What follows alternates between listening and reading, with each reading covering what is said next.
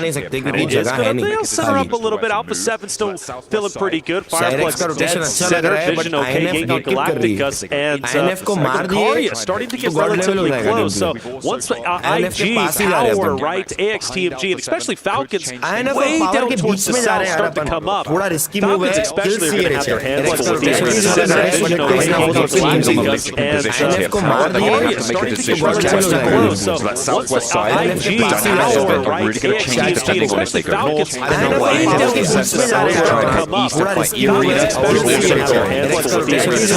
Galacticus and Sicaria starting to get relatively close. So once IG power, right, AXTMG, especially Falcons, way down towards the south start to come up. Falcons especially are going to have their hands full with these Vision okay.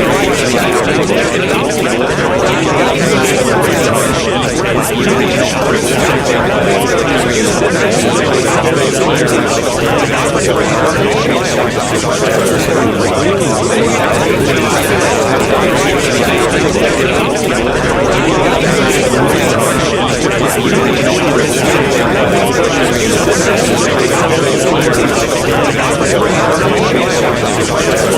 Sicaria starting to get relatively close. Once IG player in his own right, also down. Sicaria down to 2. And there is a res coming on through. Toshpik next to fall down into the blue zone there from Yangon to the floor there. And Sicaria all of a sudden relying on Loxy. INF से fight हो रही है यार, zone के अंदर जाने की fight हो रही है। He has got the beams. Let's see if he can jump into the fight. Silence now, going low behind the car. Will have to hide. Go for the heal. Loxy on full XP, but he threads the needle, and the shot is good. A 1v2, Yangon Galacticos could protect third party, but they've back one and a great start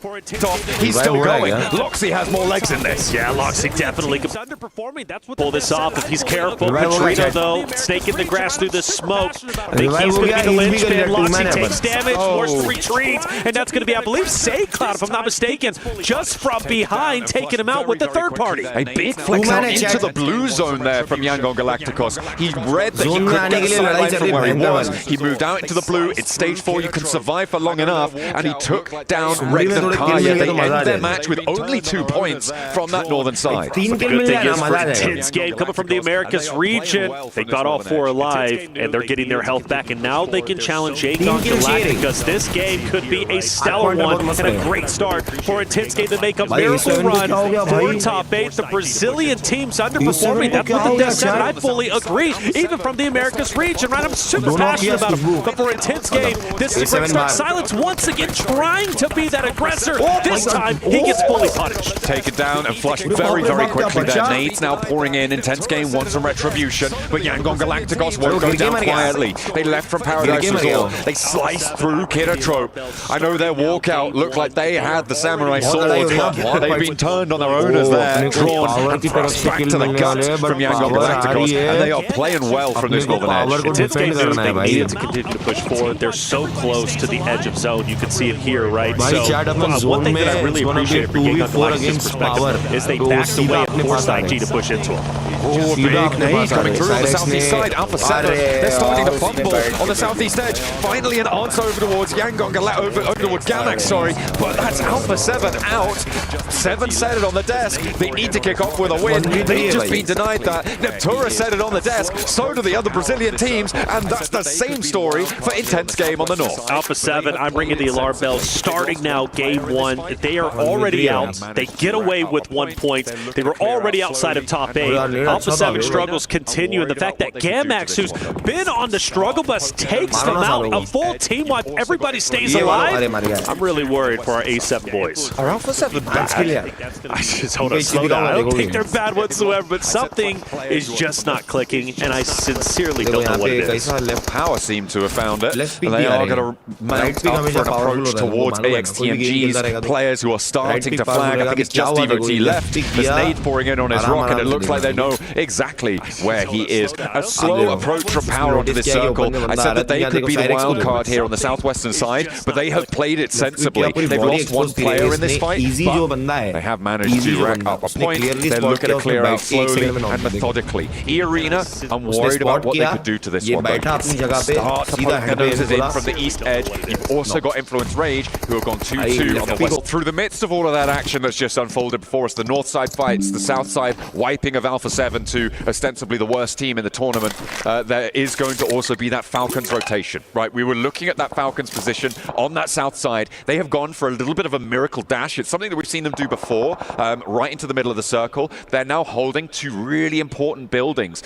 Shacks, fair enough, but important buildings in this next zone. They have cover, they can play to the south side to hold it, and everybody else who could crash onto their locations right now, they're being held out by one another. Once those fights conclude, Falcons are going to be a little bit more under pressure. As soon as Gamax are free to go, the South 2 for Falcons are in danger. Aura, once they disengage from R8's last players, they could be in danger as well from that direction on the northeast. Ying Yang Galactica sit at a current 6 eliminations and more potentially to come as they focus their attention on Division. But Volt hits a nasty shot from a distance in conjunction with Marcelo. Volt will continue to reposition, maybe challenging that of Romeo. Route, by the way, for Falcons looking to get revenge onto Gamax for taking on Alpha 7. Romeo continuing to hit some nasty shots. Vision putting up a wonderful fight. This could go any which way for Ying Yang Galacticus. Well, only 1 more player remains. Hora is starting to also get in onto the Vision fight. Noah, very weak. Marcelo should very weak himself, but manages to stay alive, believe it or not. Yango Galacticos chiming in. Romeo's still alive and still giving it large. 1 player down on the backlines for Vision now. Just 1 player remaining left standing for them. Noah desperately trying to get the res, but he has to face the fight first. And Sky, Jiggle, both pouring damage down over this hillside. Sleepy's there with a backup in the ghillie suit, and it will go undetected by them. Over on the north side, Vision are wiped away, and Aura will continue for that fight on the northern edge, but the Falcons continue to take shots across every which way. Yeah, that's right, and even when Hora ends up winning this, they need to move forward, and you got Falcons who's ready to gun you down. Gamax as well, and I'm loving where Fireflux is currently at, pretty much having the only hard cover POIs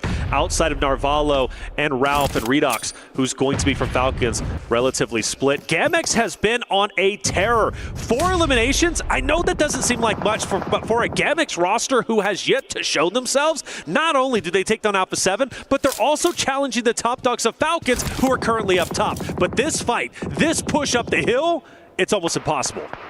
It is very, very difficult when you're dealing with players that are sat up in that watchtower. You need to plant those nades in. You need to be accurate and deadly with them. But Ralph seems to know where he's fighting against. So do they. They probably nade over, but don't find the knock. They need some backup here. It is just Ralph on this position. Narvalo is off in the distance. They're playing split right now. And Arthur puts another stone up. Oh, but the top doesn't fully connect. In the meantime, Narvalo's soloing Aura on that northeast side. And actually, Aura could change the tune of this one. Yes, they could roll straight into Gamax instead of uphill towards Ralph. They absolutely could, and if they take down Gamax, surely they're going to take down the 2 from Team Falcons. Ralph repositions. E-Arena could also fire some shots on his back end. He needs to be very aware of his surroundings and who is currently at play. Ora, nade onto Arthur, going to be a bit short. They've got to continue to push up. For Falcons, though, continually getting picked apart. Joker takes down another other from the Falcons roster, leaving them as a duo. Hora starting to tighten the vice grip, getting closer and closer to Gamix. Gamix needs to be ready for the attack. Arthur first to face with the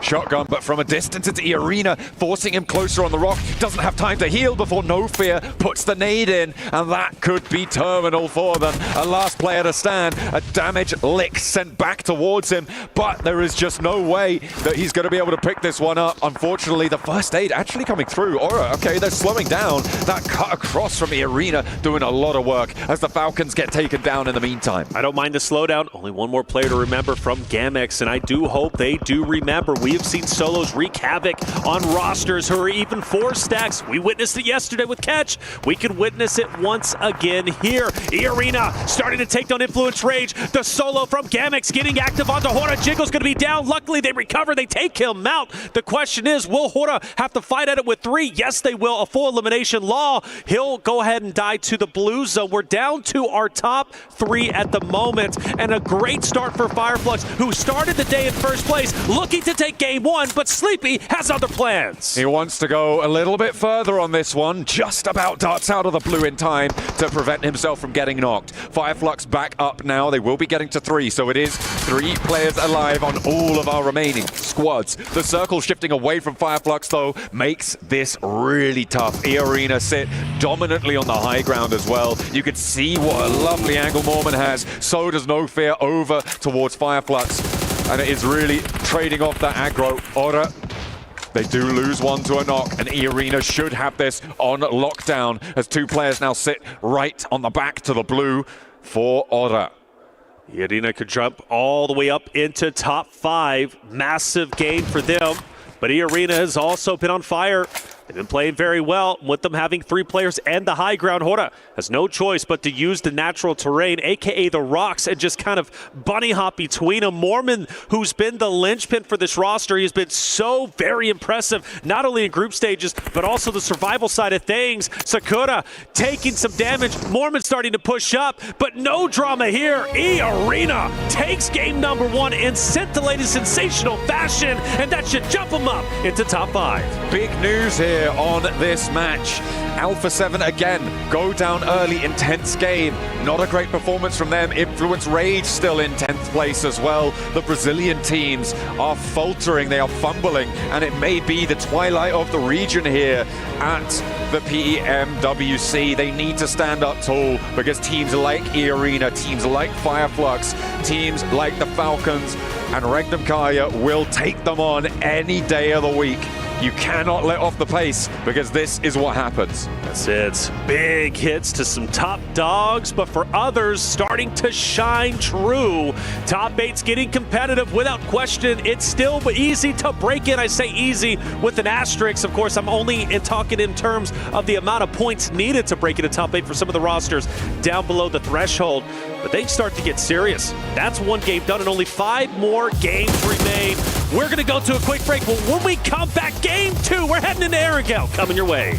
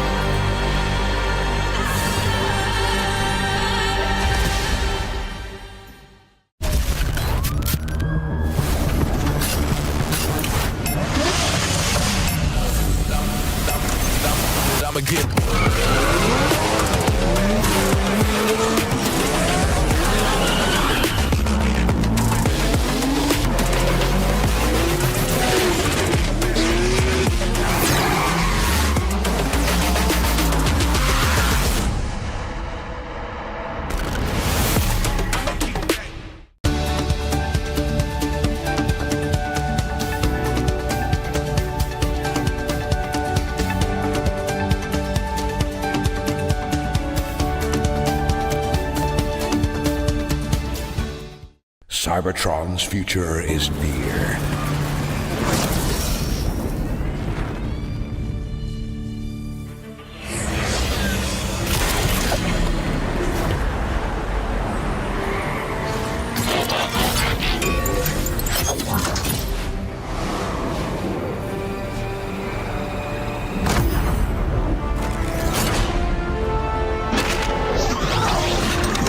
Autobots, roll out!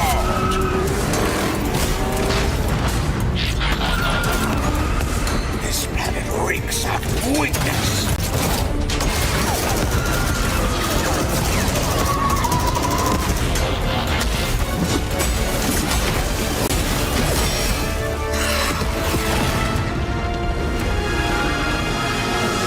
Your courage reignites my spark. We'll crowd a new load of Cybertron.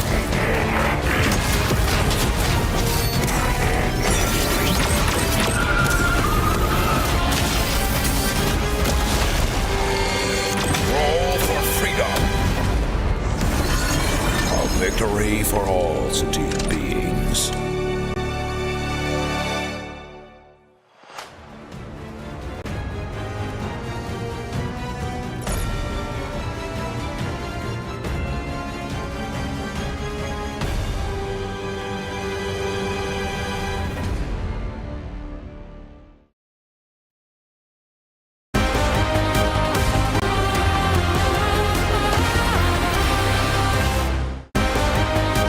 And caught up with none other than the coach from Power Esports, Hexy.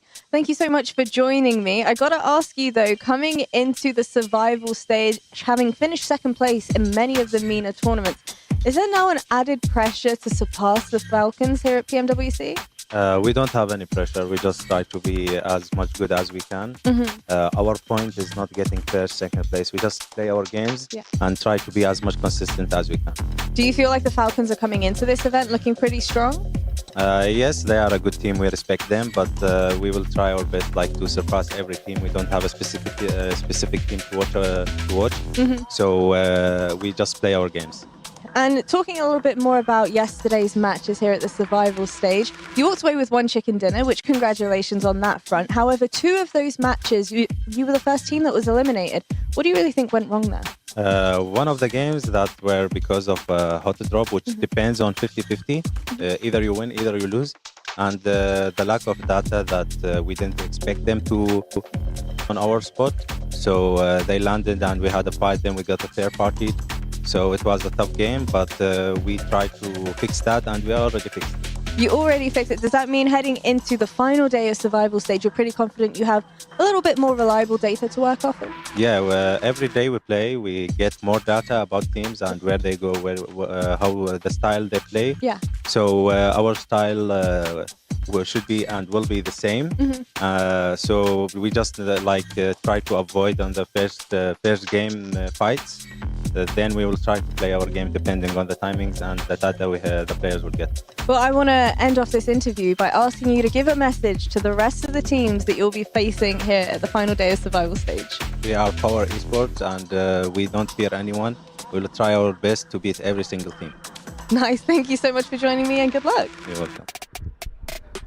A Sandhog game, not ending on the Northwest Island. It's Christmas. We've got ourselves a brilliant game coming out from E-Arena, who were able to control the cliff sides, able to dominate the rest of the competition here in the jungle. Welcome back. I'm breaking down this game alongside Neptura, as well as Maxman here. And we have got good old E-Arena with a brilliant little win here, Maxman. Oh, yeah, good old SEA chicken dinner. We love to see it. No, it was a very solid game from them. They were playing a very good compound on the road trifecta next to bootcamp the entirety of the game. It kept shifting away, and they played it very safe, playing on the lower side of the cliff, trying to avoid all of these big early fights, all the early altercations, and because of that, a lot of the teams were wounded, and that's how they can sneak their way into the circle to get the win, especially thanks to Mormon's angle.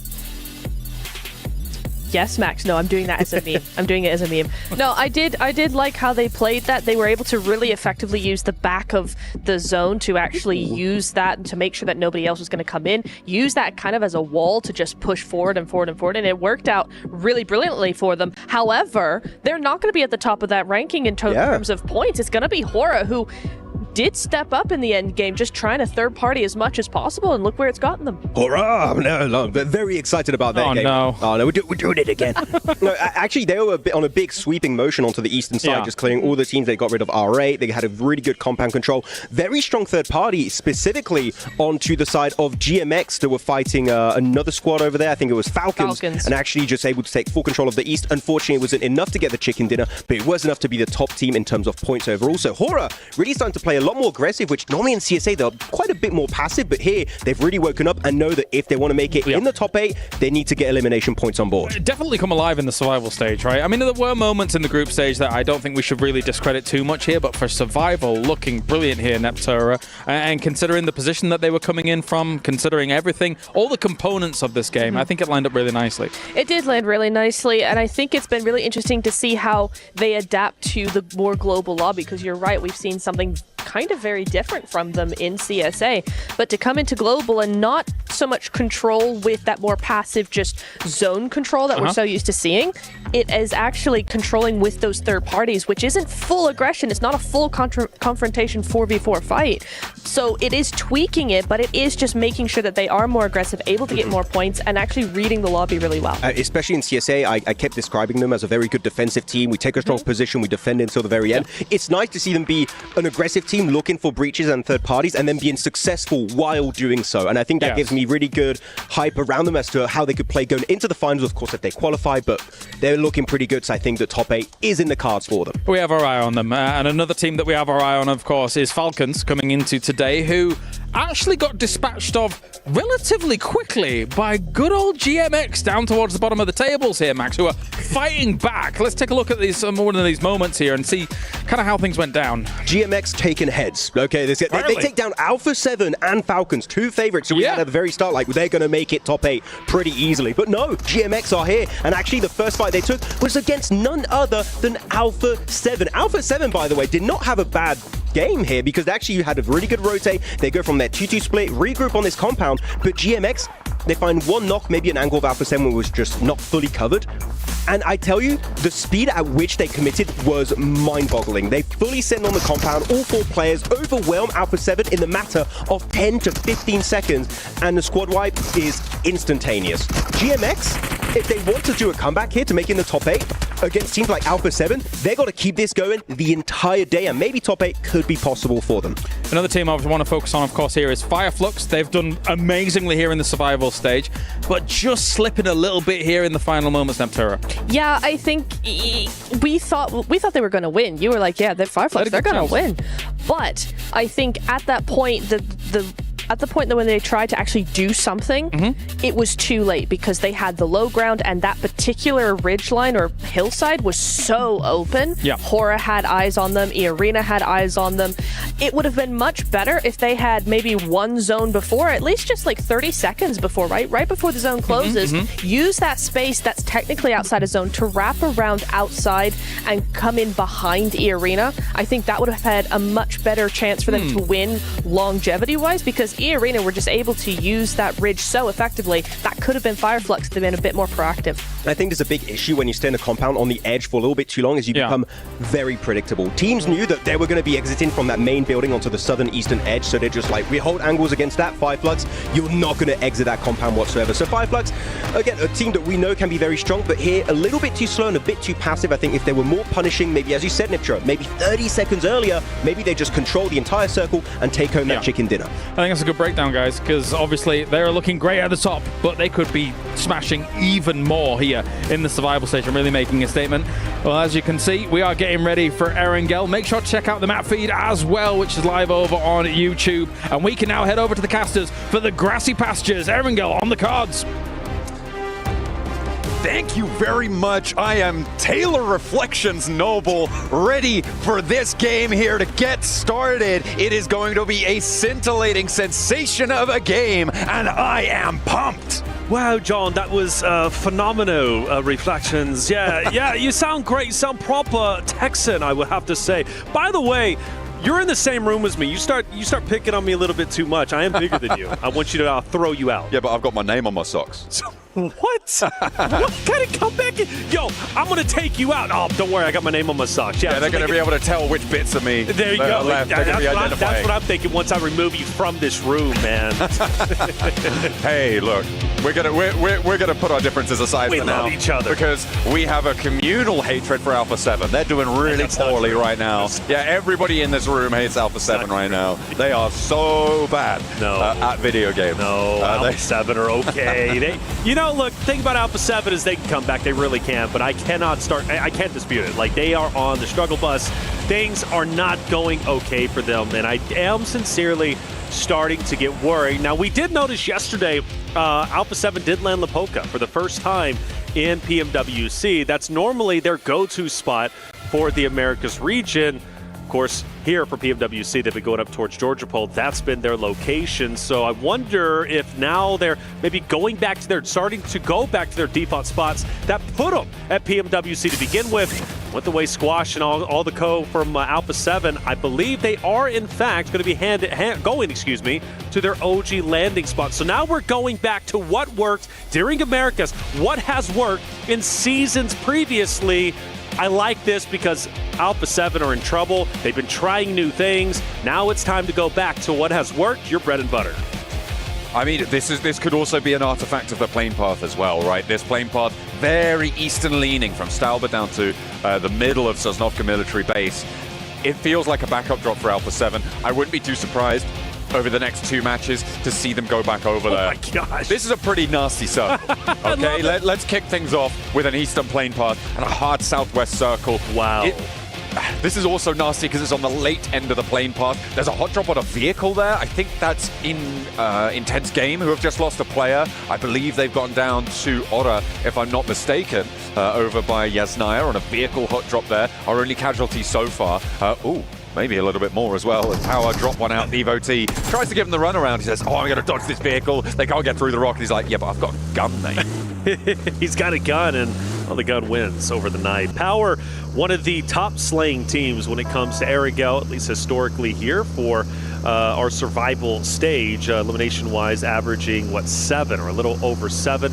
They start off with an elim early on. Good for them. Everybody's going to quickly try and rotate over. There's so much water in the current stage 1 that you have to get some real estate as much as you can on mainland. And I love that Falcons Kinotrope are taking early priority. Let's not forget Kinotrope, a team that is looking to work their way up in the top 8. Fully eliminated early on in the initial fight against Yangon Galacticus on Sandhawk Map 1. So they are desperately needing a solid game 2 and onwards. But for Falcons, if they can get center zone, maybe even get on that shoreline, they could have a wonderful game here.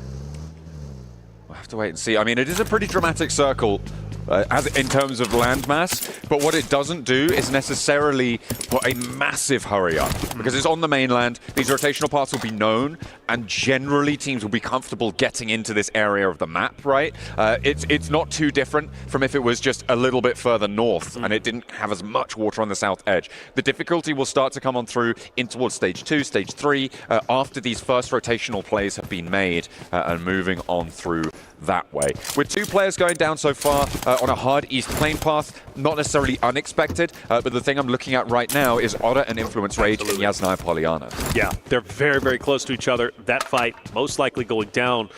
Again, an important one to say the least. For Ora, well, they are towards the top end of the standings. They naturally want to continue to separate themselves, not only for the money, but also for a guaranteed spot in the finals on our next stage. But for Influence Rage's perspective, I mean, truly at the moment, the crown jewel for Brazil, the crown jewel for the Americas region to break into top 8 and represent Americas in the finals. If it's not for Influence Rage, it's not going to be an intense game. They're a little bit too far down. Alpha 7, so many question marks on them. So Influence Rage winning a fight against Orta here could be massive and bumping them up the standings. The question is, do either team want to engage? Not at all. Right? It looks like they dropped close and looted away from one another. And in general, I would imagine that that is what is on their minds right now. Meanwhile, over on the rest of the map, it's Regnum Kaya crossing the Gakka fields. Falcons, they've sent a scout out ahead, but Regnum Kaya could potentially pinch that away and cut off that supply line behind them. It looks like Falcons are on a 2-2 right now, I think. It could be a 3-1, I'm not entirely sure on our map feed, but either way, Regnum Kaya seem to be descending on that forward position for the Falcons, and that could be nasty, depending on how fast the Falcons can regroup. They are about 500 meters out for getting fully on the regroup, but Ralph goes down, and Regnum Kaya wastes no time. That's right, Regnum Kaya is starting to get active. I believe it was a 2-2 split. It was Koa with Redux who were on the advanced position, and well, now he's got Narvalo and Co starting to move through, and Wild is most likely going to be shot at relatively soon, you would have to think. From Falcons' perspective, losing one hurts, though. They were not wanting that, but that's kind of reminiscent of what they've been doing. Falcons love sending a scout player up ahead. Sometimes it burns them, sometimes it works out well. How have AXTMG made their way along this coastline? They've rotated through now 3 teams, and it seems like people are just like, yeah, no, that's fine. That's fine. You guys can just keep going. It's all chill. They dropped around Milta, sort of around that sort of area. They've gone through Nongshim, they've gone through Kinotrope, now they've gone past Vision, and it seems like nobody wants a piece other than on that hot drop that we saw earlier where they lost Devotee. That's right. Falcons start to move their way maybe towards the shoreline themselves, maybe closer and closer to Kinotrope. There's a lot of activity in one area. I mean, you got Intense Game is relatively close, but all eyes on Vision. Now Red Force moving in, Kinotrope, all within the same vicinity, and it is getting quite active. Redox moves up, and there's going to be a team off to his right that he's going to have to potentially deal with a little bit later on. For Alpha 7, I said it, they like the land Georgia pull, they go towards Lipovka. Now they've got to make the long rotate down, and they're choosing to take the northern side, which is also quite congested with the arena, R8, Influence Rage, Aura, who are all moving in, and Aura, luckily for them, are the tip of the spear. They're going to be the first team to get inside of the zone, which gives them the flexibility not only for locations, but also potentially gatekeep if they so desire. This is a really ridiculous number of teams actually going for this north side rotate, right? I mean, you know the plane path was deep on that eastern side, sure, but the fact that there's so few teams coming through from Mansion, past School, past Pachinki, is going to change things up. I wonder if anyone's going to draw short and try and camp one of those bridges on the way, farm a couple of points. If I'm R8, I'm thinking about it. Looks like maybe they're going to hop out and slow Alpha 7 down. Rebel just about gets away with it for now. Will they unleash more, or are they going to have to try and turnbull and do the fights? He slows down. This could be really dangerous here. No. Takes one. The vehicle's smoking. He's low out in the open field here. This is really dangerous for the Rebel. He needs to be really careful. We're zoomed in over his shoulder. You can see he's keeping it cool. He's keeping it calm, but you can imagine that heart is pumping right now. You know, a lot of times we joke about flipping the cars, bad drivers, so forth, but like, no, that could have been quite devastating. And now into the buggy we go, full health on the vehicle, and they'll continue to separate themselves from R8 and Co. Look, R8, they're not playing around today. They're going to take down Alpha 7 as soon as they can. And let's not forget, for Alpha 7, the pressure is truly on their shoulders, not only in the arena, but also for their region. For them going back to back, they cannot continue to fumble the bag and make mistakes. That crown embellished key is teetering on the edge of the crusher right now. For Alpha 7, they are desperate to get points at this juncture. 8th place is a real distance for them right now. They sit on 27. 8th place with Yangon Galacticos right now is 43. We're expecting it to be pushing up towards 70 at the end of the day. And we'll see how they are able to try and clamber their way on through, but that hope is dwindling fast. A hard west shift here isn't super dramatic. Again, it does cut out those Pachinki fields, but I feel like a lot of teams are going to be more pleased about that than if it had been further east on this circle. That west side coast now is going to start to get a little bit more packed. The area around Quarry can be very treacherous as well. Yeah, Alpha 7 start to move straight into the center, well, relatively close anyways, just opposite of Ora. and IG as well. And speaking of Orta, just going to be right there neck and neck, and Alpha 7 don't want to pop. Well, they do. I thought they weren't going to pop out and fire some shots, but they want distance. They want Orta to keep on moving. And for Alpha 7, yeah, the short line would be great, but I think they're going to be happy with the real estate they currently have, and especially now, hardcover POI setting up. They will set up their fortress and try and gatekeep anybody else who starts to move in, aka E-Arena, who have now made their way into the zone out of blue. You still got some stragglers, Yangon Galacticus, Power, Gamex, who have been very slow on the rotate, now finally starting to come in. Regnum Karya setting up in the Wizard Tower. You got some great spots locked in. Question is, when the next future zones come, who's going to be benefited? And Alpha 7, no, Mafioso's down here, Arena challenging. They've just immediately taken down Mafioso, who got way too bold on the angle. As a solo, just had no chance of having backup from the rest of his roster. On the far side of the hill, I mean, I'm slamming a massive question mark on that one. Yeah, that's tough. What is going on? Alpha 7, they had such a good spot. Hardcover POI, like they looked great. Why not just stay there? Why scout? It's not necessary, and now you lose a player. You got to go at it with just 3. That hurts me. It really does. Vinny laying low. Scarface up ahead. Vinny, a talented player in his own right. A guy that wants to truly cement his name in PUBG Mobile history. Had a chance to speak with him, and I love his tenacity. I love his desire to want to be one of the best out there. Noxian Red Force, potentially gatekeeping Power, and Gamex as they start to move in. Fireflux, who are now on 73. Our first team to have crossed that expected threshold, right? They are now over the 70 points that we're expecting them to need to be able to get on towards those finals directly at the end of the day. So from here on out, it is just a question of solidification. If you could jump up over 80 points, you're looking pretty much guaranteed to be in, right? So if they can earn 7 points this match, beautiful stuff. Turkey will be very, very happy. Even if Regnum Karya don't make it, they will still have their representatives in those finals. Well, historically, Fireflux have averaged at least 4 eliminations when it comes to Erangel, so that'll put them even closer to that 80-point mark, which definitely would be safe. And with the other team struggling as much as they have been, even towards like Yangon Galacticus at 43, I still feel 73 is most likely going to be safe, but you'd rather be safe than sorry. Take a look at the map once again. Another zone shift towards the south. That's going to force Alpha 7 out of their hardcover. E-Arena hot on their heels, most likely trying to hunt down the remaining A7 members. All-Rate also going in. Influence Rage, Regnum Karya. My goodness, the team's up there, John. Incredible. I'm looking around that quarry area as well. Kinotrope control a lot of the ground on the southwest side. If they can keep that outpost alive, it could be great, but it's a question of doing that, of getting that one done. Alpha 7 now with more danger on their doorstep. E-Arena continue to try and push on through. They want to find a shot if they can make it over towards Revo, who's taking some peeks. Carrillo repositioning on the buggy.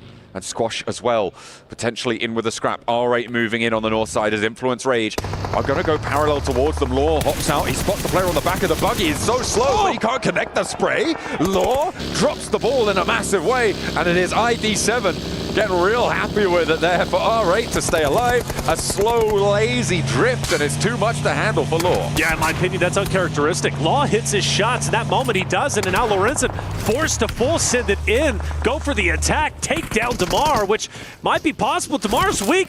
Lorenzen, please do not drop the ball here, much like your teammate did just a second ago. The nade doesn't get the finish, but so does DeMar. He, unfortunately, pulls his gun back just in the nick of time to allow Lorenzen to successfully get that elim without any drama, doesn't take any damage. Even though Influence Rage loses one, still relatively okay, but they've got Gamex, they've got Power, and they still have E-Arena who are surrounding them. It is difficult on that northern side. It is getting really quite tense here, and Alpha 7, of course, have to move on this circle. They have to push further south. Teams have started to find their locations around the edge of Quarry. Kinotrope have maintained that split, that 3-1, as it stands. That on the lip of Quarry gives you a load of sightlines under your control. E-Arena taking shots across the way from Hoda on the western side, who are being a little bit slow on that rotate down south. But I feel like that doesn't really fully characterize it. They are maintaining strength and covering their back flank by doing so, by taking a slower rotation. So good news from them. Unfortunately for Nongshin Red Force, it is not such good news on their side, as they will be losing a lot of players to Yangon Galacticos, who continue So make things work on the southeast. Yeah, that's the team you don't want taking you out. With the hovercraft, they're going to have a powerful end game, at least potential anyways. Shanghai Galacticus being right there neck and neck with Noxian Red Force. That's the last team you want getting points, especially taking your roster down. That puts them closer to knocking Noxian Red Force to 8th place, being right there on the bubble, putting the pressure even more so on them. Power, Alahi's going to be on the outside. He unfortunately takes a lot of damage, eventually will fall. Larazan back on your screen, but unfortunately not for long. Power looking to try and keep the pressure up on the northern side. Influence Rage starting to drag their feet a little bit. Alpha 7 as well, poking their noses in. The Revel has flexed out. Remember, they're playing as 3 on the northern edge. Yet to have an impact here. Carrillo gets spotted over on that north side as well. But Diego tries to push out of the blue zone. They've got Medan waiting in the way, in the wings, but the blue zone has too much pressure on them. Sure, they get the knock, but it's traded off, and Power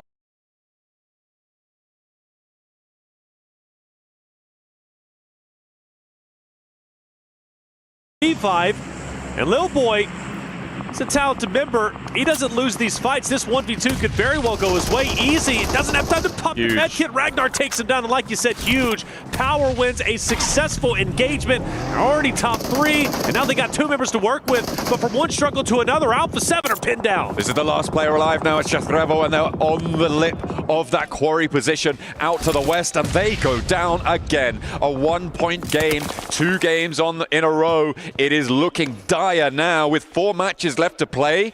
They're going to need to earn at least 15 points every single match from this point onwards to be in with a chance of qualifying in 8th place. This is a team that people were talking about with a chance to win the whole thing. And you have to look at how it started for them, right? Landing at their default location, okay, great, but then they do not get blessed by zone. They take the long rotate up north, which isn't uncharacteristic from what they were doing during the Americas. But you had that solo who just randomly goes off on his own. He gets picked apart. Now Alpha 7 is down to 3.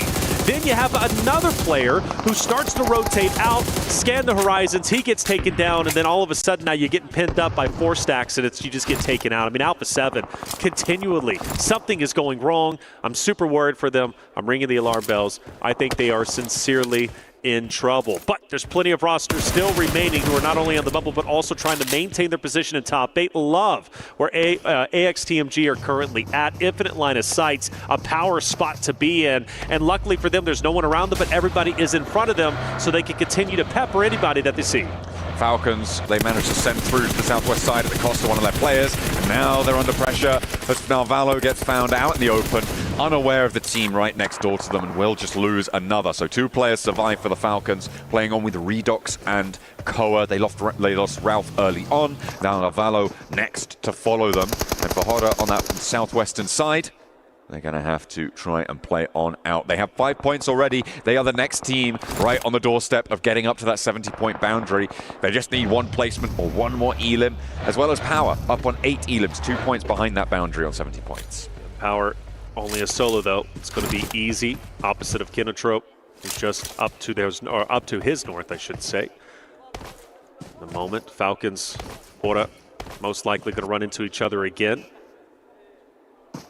As Koa and Redox keeping them in their line of sights. IG most likely going to have an effect at least later on for Falcons, depending on how Hora ends up deciding to push up. Smokes are out. Hora might be making a rotate already, but the important thing, where do we shift the zone? Well, that's great for E-Arena as well as Kinotrope, who are dead center. Kinotrope desperately needing points to elevate themselves up toward top 8. Final needs to join in and do it unscathed. If he can do so, Kinotrope might very well have a deep run in top 3. They've got a lot of cover over towards Kinotrope's outpost. I was looking at that position, and if he didn't move immediately, I was going to call him out. He needed to regroup here. Binny, okay, on the inside for a 2-piece with a pump action around the shack, but there's more to do. He's got a protective barrier around him, though, because he takes down...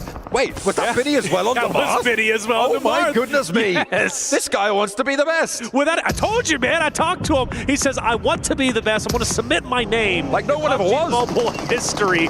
Ragnar starting to move up on Hora. Big fight. Toshpik down. No fear. Firing shot, but can't connect enough. Another from Ragnar will fall, and it might be a clean sweep from Hora's perspective if they can get Sleepy and No Fear back up. But no worries. Sky continues to fight tooth and nail. Ragnar still having saving life. If Sky can't pull off the hat trick, Hora, they're out. Intense game as well on the northern side, could potentially move in and third party this. A flush over towards Sleepy, leaves Sky as a solo. He's disengaging, sending south. There's a solar outpost in Yangon Galacticos for Romeo. You can see he's off in the hovercraft on the top of the hill here. Staying safe, staying calm for now, just seeing what's going on. It looks like Intense game, fall back away, and maybe the fight peters out, but I think Sky might just be done for here. Romeo, though, starts to light it up on the hillside. Regnum Karya, astounding that they're even alive. 3 members up and in the fight, but you mentioned Romeo, who now has perfect line of sights on everyone from Regnum Karya just in front of them. And you also got IG starting to come behind him. Loxy through the smoke, however, dodges him miraculously,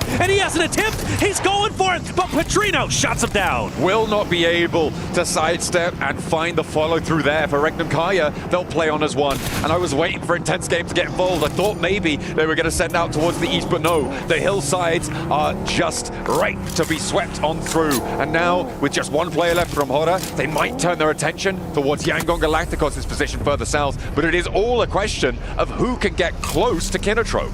And also for Sky, what he can do as a solo. Behind that of IG, he hasn't been spotted. But luckily for IG, they've got, oh no, they're parking the bus, which means Sky, he could have a devastating effect. Here's Benny with the 3, takes down 2, and well, Marth comes out of nowhere, and Benny says, hey, where you going, buddy? And mows him straight down. I was 100% sure that was an off angle chiming in on that fight. I thought there's no way, right? Like, I think shots were coming in, and he finished them off. He's got to chill out a little bit, but no.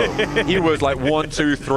He only needed those 3 shells, and he racked up 3 points. That was really impressive from Binny to be able to connect those shots, especially on the moving buggy, under pressure from the high ground as well, out in the shack. And it's rightly so that they're up in now 5th place with those 4 points under their belt, and maybe more to come. However, for Vision, they've got a choice to make, and it may be that they send for the shack that Binny sits inside of. See where the shift is. Honestly, if I'm Sky at the moment, I'm just full sending an IG. Like, I'm trying to do as much damage as possible. And the only reason why is Hora is a bit different, being in 2nd place, already at 70 points.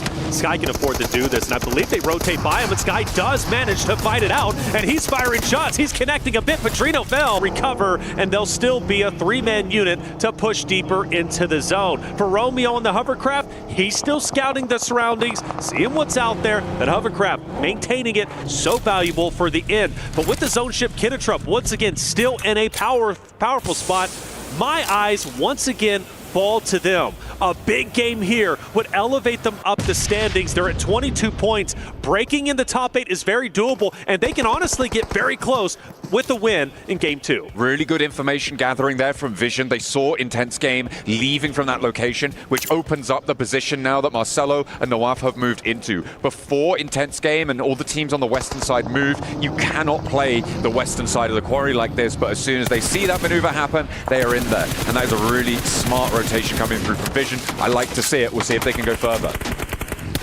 Romeo taking a little bit of damage. Rafa also shooting the hovercraft to get it relatively low in health. I thought it was on fire, but I can't fully tell from that angle. Adrian with the off angle. Renat, though, sees it. Ready to take him out. If he sows Desire, unless he didn't see it, it goes right straight into Adrian, who takes over a little bit of the high ground that he possibly can, and the push is in. Adrian nade out. Rafa has also joined, and we have a tense game. Absolutely, they're fully committing to the Yangon Galacticos fight, and that nade looks good. Just about dodging the damage around the cliff. On the edge there, the rocks protect him for the time being. Adrian is low now, though. More nades getting sent back and forth. That is just a tickle, but across the way, Fireflux can really start to get involved now. They just need to step a little bit closer, and they have full sight lines on towards Yangon Galacticos. You can see Solus wants to get a little bit more done, but across the way, you've got Kinotrope to worry about. This open ground around Kinotrope is just so deadly, and no team has really been able to do too much about it. It may have just been handed to Kinotrope on these circle shifts. Well, the hovercraft has been blown up, and Romeo can still use this coverage, and he's putting in great work, peppering the members of IG just up ahead. No one's going to be able to penetrate it. No one's going to be able to shoot Romeo in his current spot. So IG, that's one less member they're unfortunately not going to be able to fire upon. For Rafa and Adrian starting to run on fumes. They can't go anywhere. They need to get up. They need to get out of blue, but there's only open space. Yeah, the buggy is one thing, but you know you're going to get gunned down. I think this is the end for IG. Rafa going down there, and they are going to commit for the flush. confirming that point for Yangon Galacticos, but into the zone, Adrian sending, may be able to find a little nook and cranny to hide behind. Actually has Easy now as a buffer between him and Yangon Galacticos, and could survive for just a bit longer. Fireflux also in front of Yangon Galacticos. I feel like they have had to fight tooth and nail at every point on their rotation. But honestly, not a bad thing. They haven't been wiped yet. They're also on the bubble. This is great for them. If they can pull off team wipe after team wipe, those are valuable points to continue their way up in the top 8. But I am a little bit worried where Adrian is currently at. Now he's got a great line of sight on the Yangon Galacticos, who's going to be just ahead of him. Meanwhile, Benny also up ahead. I can't wait to see what he's going to be able to do as a solo. But for Vision, desperately trying to get it off angle, maybe a knock onto Kinotrope. They want that high ground. They want that location because they understand how important it's going to be. Kinotrope, again, just been decimating these teams around them. Unfortunately, they haven't earned too many points for it. So this is the question that you have to ask towards Kinotrope. What sort of value can they extract from this location? Because they have been nigh on unassailable in this spot for so long. But with 25 minutes on the clock, those remaining player counts are going to start to drop.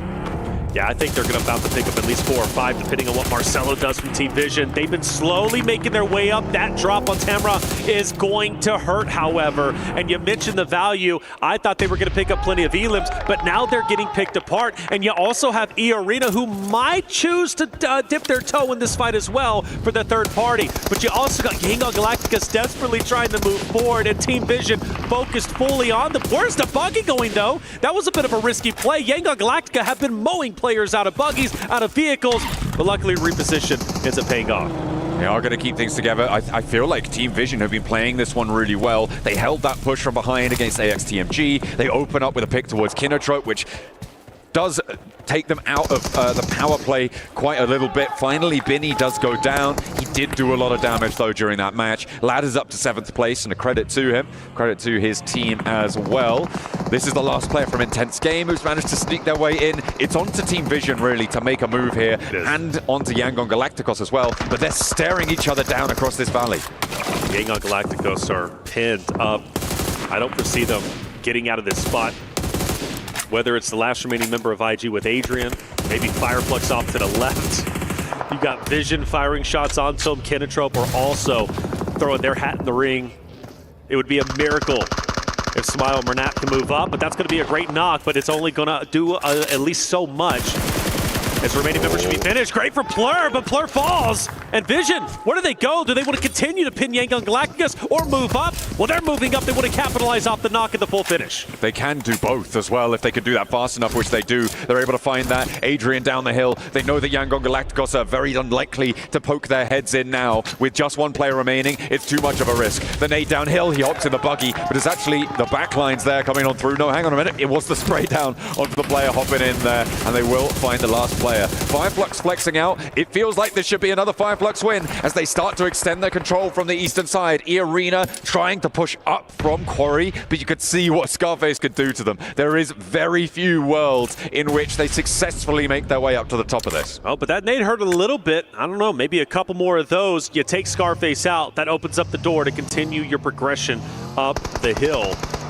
But I don't think so. Madcap also looking down. Fireflux in such a great spot, but I mean, let's not kid ourselves. This area is so highly contested, and Nawaf, he's pushing up along with Alone, and this is going to be a great angle onto the Fireflux team as they start to take damage. You still got Joker also from E-Arena pushing up. This is going to be a mad dash for control on the top of the hill, and you got 3 rosters all butting heads. Kinotrope are starting to fade here now. Last player for them to stand. Vision's playing on as 2, E-Arena is 3, who have been trying to fight their way in here. Scarface gets rezzed for Fireflux. That is going to be really, really important. However, in order to get that res, they've had to move Solars all the way to the back of their hold. They've lost a bit of pressure, and teams from the western side can start to move. And that's what's given E-Arena this momentum, this ability to get as close as they have. Mormon now with an opportunity, maybe to mantle here, but he pops that Molotov up on high, and they aren't quite going to find it just yet. In the meantime, Yangon Galacticos lose their last. Oh, they see him. I think they're wanting to go for the challenge onto Mormon. They don't want to overexpose themselves. You got to find a fine balance here. Too aggressive in terms of recklessness. But if you do it just right, you could dismantle a roster. Vision onto Kenotrope. You mentioned the solo, and Kenotrope ends up falling. And now things start to get serious. It is all up to if Fireflux can hold the hill on the top here, with Soulless going down again to that nade. E-Arena are starting to put more pressure on, and it's going to be Madcap to fall next for Fireflux. Never Alone tries to go for the low road and catches him out on it. Looks for the shot, but Nawaf with a 1-2 punch up on high. As Soulless gets flushed, it's a pincer maneuver onto Fireflux, and there, left down to 2. Ketch now down, and E-Arena may have just been able to mount the impossible assault towards the top of the ridgeline on Quarry. But we've seen solos provide a dominating effort for Scarface.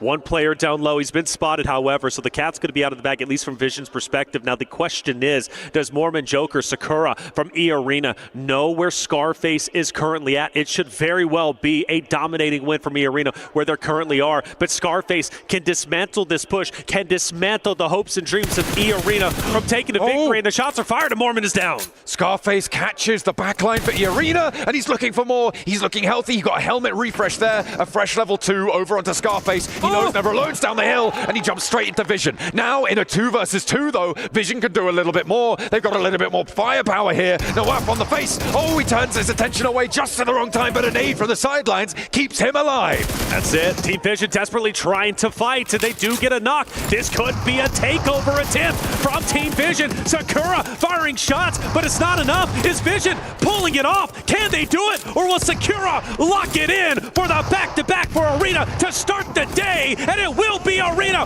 back-to-back victories on the day. They look as if they are poised to go to Grand Finals, and they want it.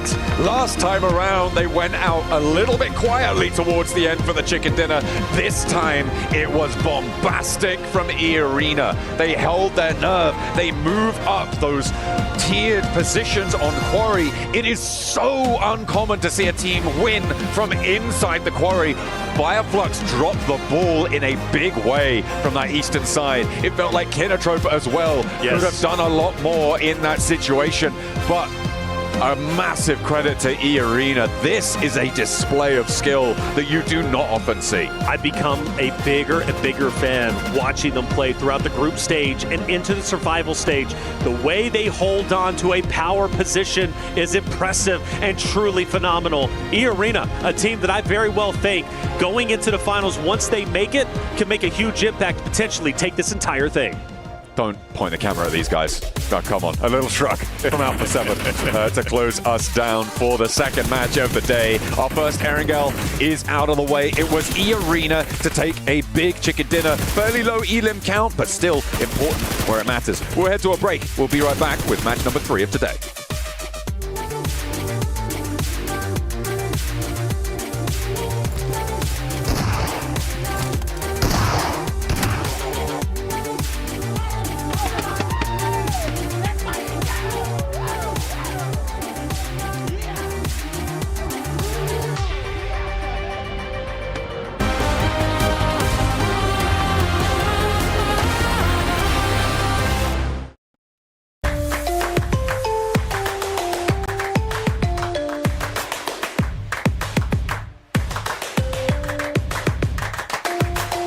Level up your gaming experience with over 8 billion playlists, only on Spotify, the official audio streaming partner for the 2025 Esports World Cup.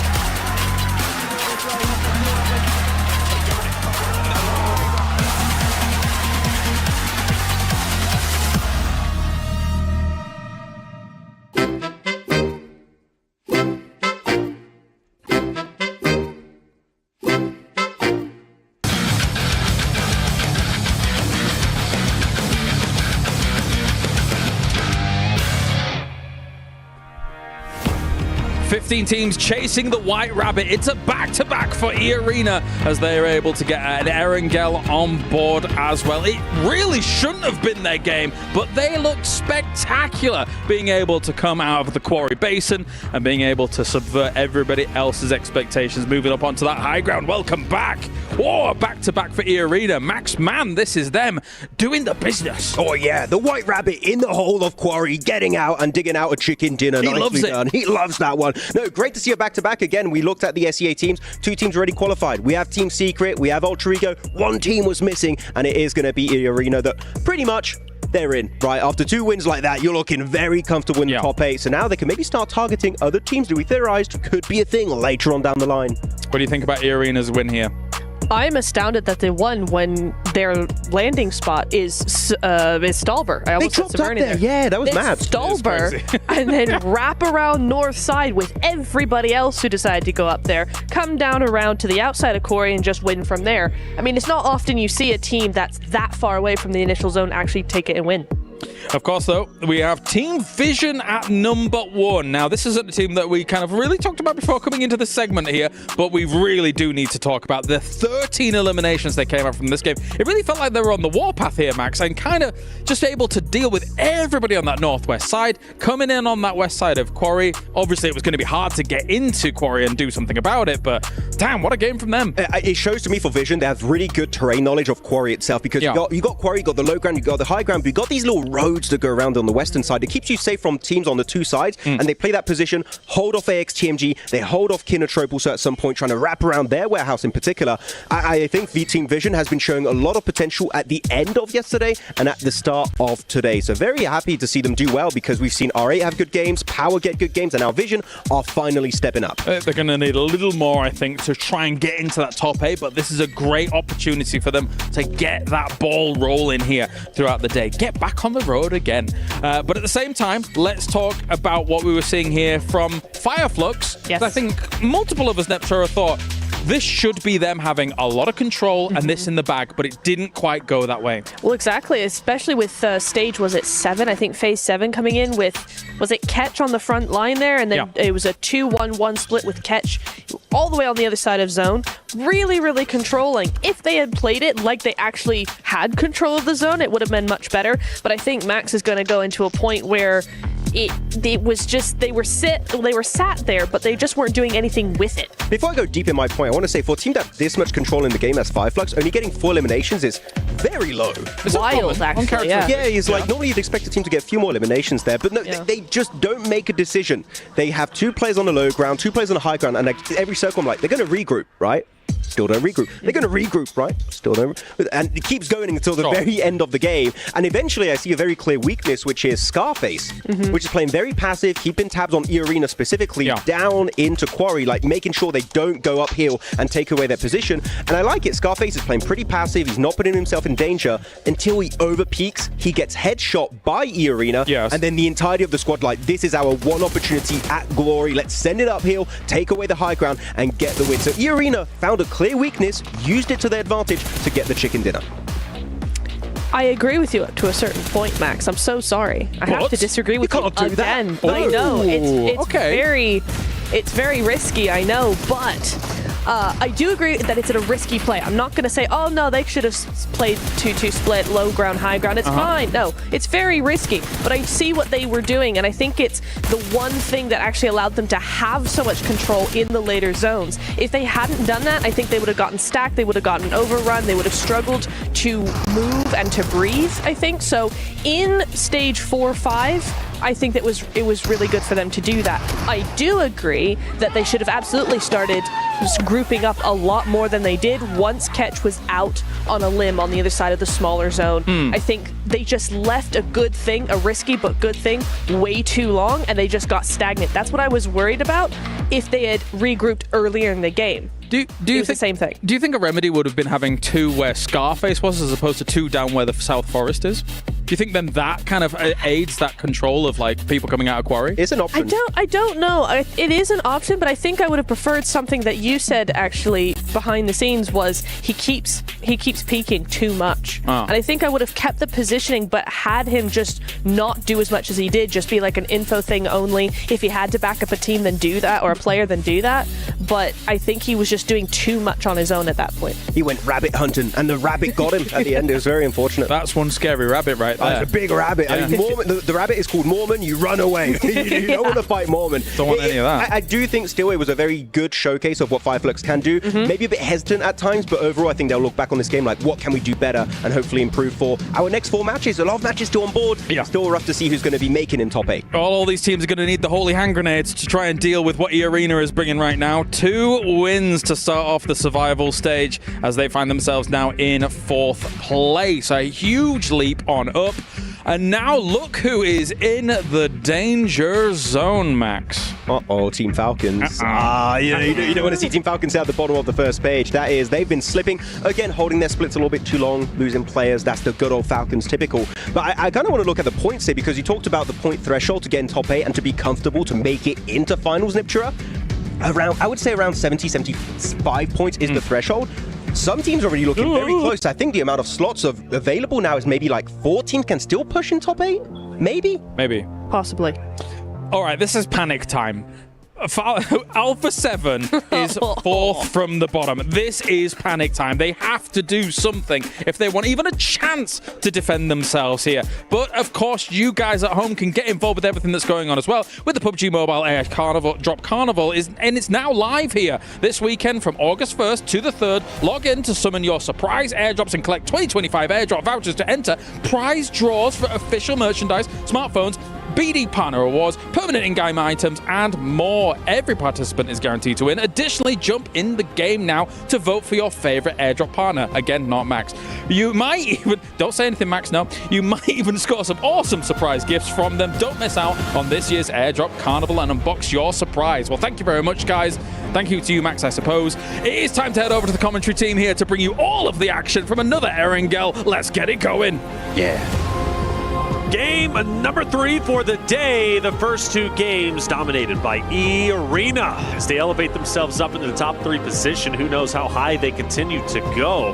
But game 3, being back on Erangel, the home turf for E-Arena. I've got to favor them, but it was said on the desk, John, look, we got to get serious. Alpha 7, game 3, only 4 more games to go. And for them, man, oh man, I start to think to myself, will we truly see Alpha 7 in the finals? No. Come on, be dramatic. I mean, be dramatic. Look, when they're dramatic, I'll be dramatic, all right? Because they have not been bringing the drama today. They have been lackluster. They have been falling at every hurdle that's presented to them. It's not good, right?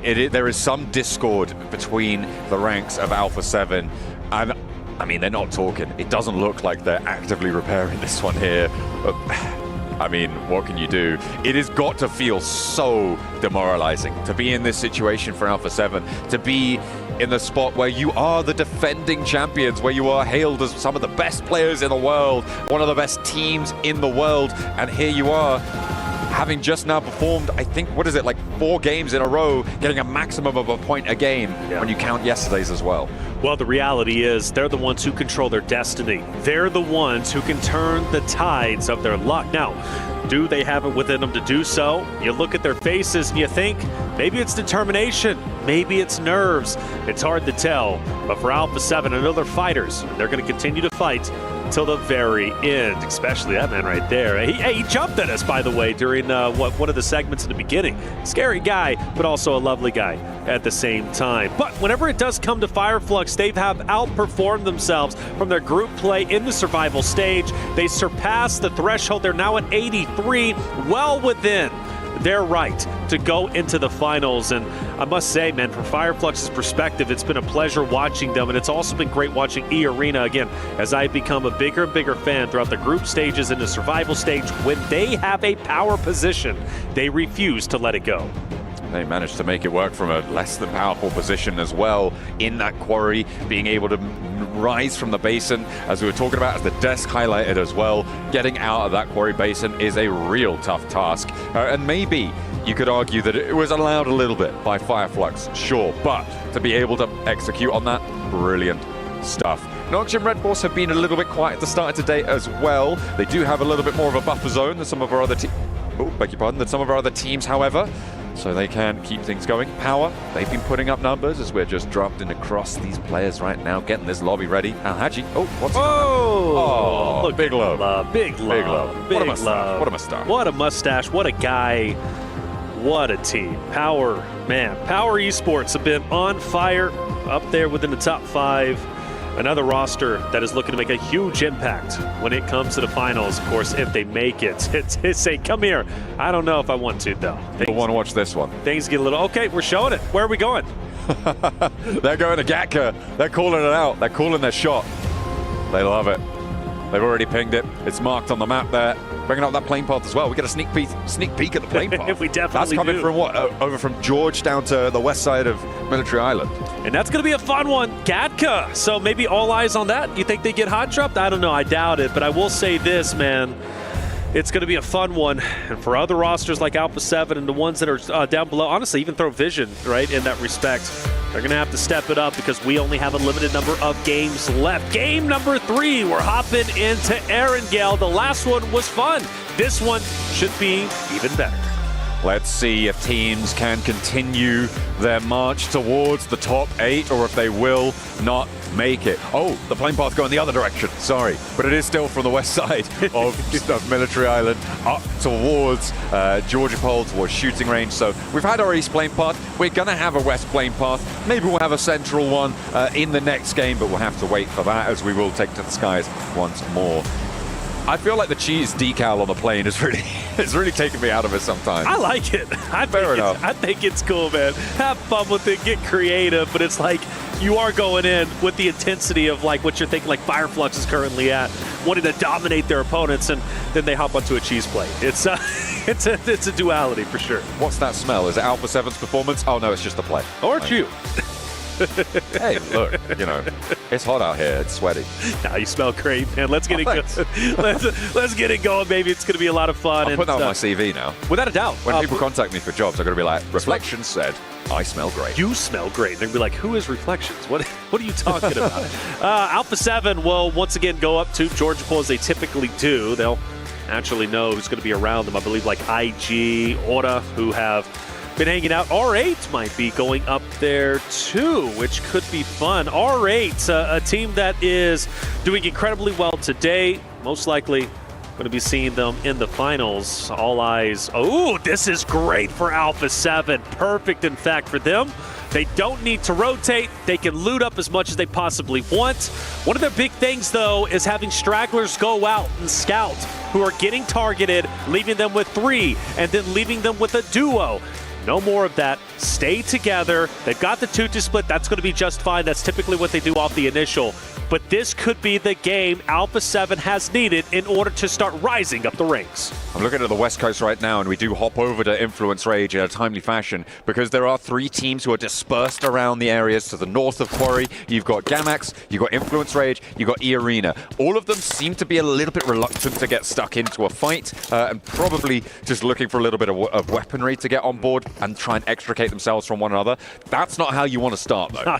That is what we call a mistake coming through from Gamax to kick things off. What in the world? I don't even know how he did that. I guess he must have tumbled. Tumbled the vehicle because there's no like rocks around. Right. That's actually impressive. Yeah. Now you know what would be truly devastating if they lose 2 now. Can we get a replay? For revive on this, they should be just fine, but. That is definitely a bit of a stumble. Gamex has been struggling all the way towards the bottom, obviously. And, well, Lil Boy and Influence Rage do start to go and travel up the road. So the revive needs to happen kind of quickly. I don't know. Gamex might be in a little bit of trouble. Oh, we are going to get a replay. He was already super low, and that tiny little ditch knocked him. Oh, that's so sad. It is, and Influence Rage is heading potentially straight into him now. They're going to veer off to the left, so good on them. They'll get back up. They'll be a 4-man unit once again, but that could have been bad for sure. Thanks to production for getting that replay Without for a me, doubt. by the way. Without a doubt. Big shout out to those guys. They've been pulling shifts behind the scenes out here. We've been loving every second of working with them, and we'll be glad to see the rest of the week out with them too.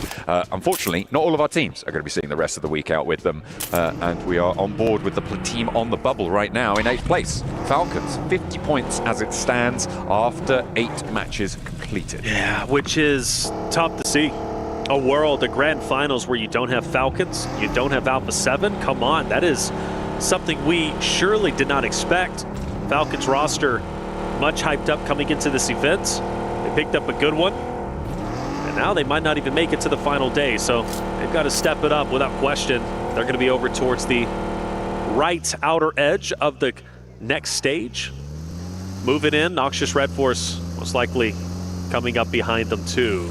Something to look out for. Influence Rage starts to get dangerously close up to IG, a team that is on the bubble right behind Falcons. The roster, so we were just mentioning, potentially not making it into the final day. Meanwhile, Provision, they're on the hunt, and they're hunting down Power. Ooh, Easy hops back in the vehicle. They aren't going to slow down too much. Instead, they turn around, and the rest of the team comes through. Now, all 4 players from Vision going to try and get into pursuit. A little hop over the terrain, and more shots coming through from the hollow sight.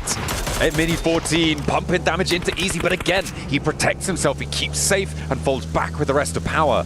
So staying alive there could be all important, and maybe all important for Vision, because they're in 10th place right now. They're chasing. Without a doubt, right? Very close to catching up and breaking into top 8. I don't want this game to get away from them. And from one fight maybe to another. AXTMG off to their right-hand side, firing warning shots. Regnum Karya, though, well within their within top 5. Looking very, very good at the moment. They start to rotate in as well as it starts to get active up towards IG Alpha 7's region.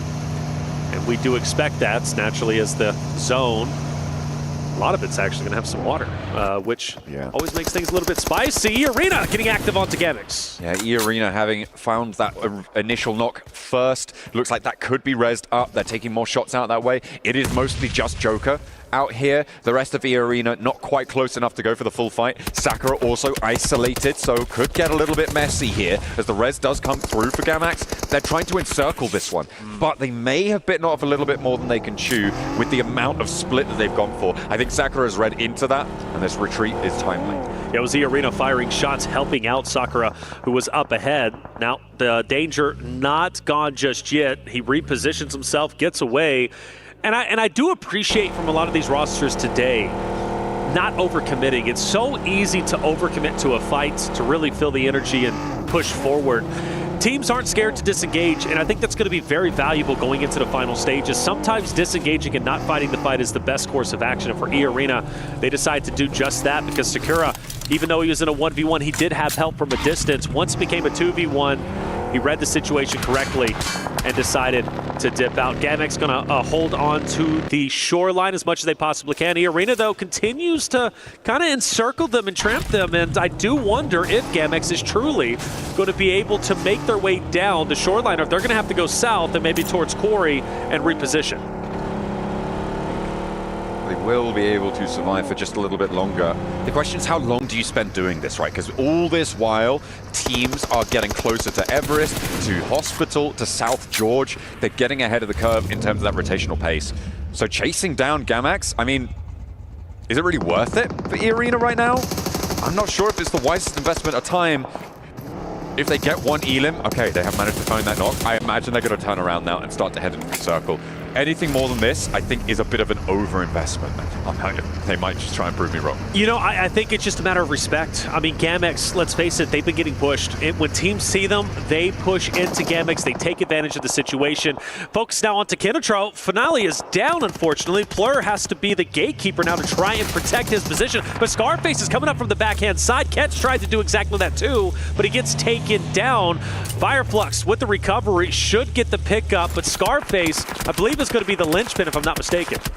could be important here. Matcap has to go in for the res over towards Ketch, but the off angle, Ozzy-san clocks him again, and that's going to force another player from Fireflux to have to respond to this. Stage 1 reses are possible, but Ozzy-san has been so important for Kinotrope in making this one work. By the way, this Gamax E-Arena fight could crash into this engagement. Remember, they are still going over towards the south side of Quarry. It's getting a little bit nuts. As well as Yangon Galacticos, who are on the other side of the bridge, they're gearing up to try and make a crossing themselves.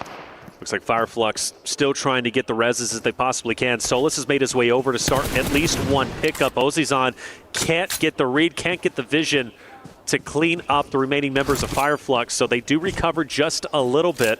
Remember, this fight so impactful for Kinotrope to work their way up, and they now have to do it as a duo, which is never easy. Ozzy-san, potential disengagement, or at least for sure a reposition. Now the question is, will Fireflux fire on his position? Yes, they will. Ozzy-san, just a matter of health. Fireflux get the finish, and now they're down to 1. Oh, looking for Ozzy-san taking care of that off angle. Really good news for them. Fireflux trying to piece themselves back together here. Looks like they may be able to do just that, but what can Yangon Galacticos do about it? A nade for Matcap launched on over. That should be good. No, he's caught running away, and instead it's the bullets to finish him off. Now, Fireflux, can they disengage? Can they get back to this one? Ketch needs to get a heal off. You imagine that he's got the time to do so, but can Yangon Galacticos push in? No, they're going east. Yeah. They're fully disengaged from this. By the way, E-Arena are now fighting in Primals with Gamax on the southwest side. This is nuts, isn't it? And Gamax just down to a solo. Mind you, the solo left was the one who got the pickup on the downed player. And you think about how Gamax started this with a downed player out of nowhere, hitting the divot with just a sliver of health. And E-Arena so punishing, looking to put Gamax into the grave very early on. The overcommitment, but I mean, for E-Arena, very healthy points, 67. They put themselves up within top 3. Yes, it is an overcommitment, but I think for them, they're fine with this. No worries whatsoever. I mean, they can play small ball PUBG Mobile, right? They can go for these small point games. You get a team wipe, that is 4 points added to your tally, and at this stage, that's enough to see you completely safe. They have now hit that 70-point threshold that we've been talking about so much in terms of where we expect that 8th place to end up. So getting up and over this early on is great news. We see a replay of the engagements, of the pickups that they were able to find. Tony K rolling up, get that reload in. Little punch out. No. Leaves him punch drunk, and Arthur's down for the count. Well, with that clip, we can see it's a little bit personal. If not, they're having fun, but I know Gamax isn't. Gamax is definitely not. Solo's still last up. I'm actually shocked. I'm floored that E-Arena is staying around this solo. Meanwhile, you do have a couple of other engagements taking place, and well, naturally for E-Arena, they finally get the finish. They go to the box, and they're all shooting the body. Why is this so personal? What storyline did we miss? I don't know, man. Go off, I guess. There's no smiles either. Like, oh, there we go. Okay, little smile. I was like, wow, they are genuinely upset. You know what is important about what E-Arena have done here? Sure, they make a decision that we can call into question, but the more important thing is that they were a West Coast team. There is currently a team on the West Coast of the next circle that would have been in a fight with E-Arena, potentially Gamax as well, that is very important. Of course, I'm talking about none other than Alpha 7. They sit on the west edge of this circle. That would have been a contested spot had it not been for E-Arena going for a position like this.